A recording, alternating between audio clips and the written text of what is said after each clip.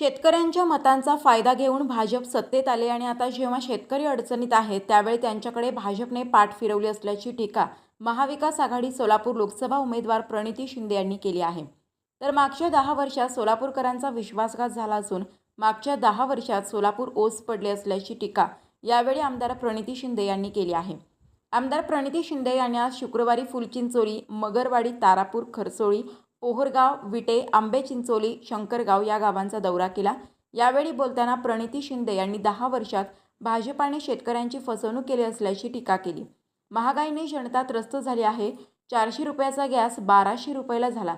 शेतकऱ्यांच्या मालाला भाव नाही, त्यामुळे माझा उद्देश मत मागणे हा नाही, तर सर्वसामान्य शेतकऱ्यांच्या भावना लक्षात घेण्यासाठी हा गावभेट दौरा असून याला नागरिकातूनही उत्स्फूर्त प्रतिसाद मिळत असल्याचे मत महायुतीच्या उमेदवार आमदार प्रणिती शिंदे यांनी मांडले।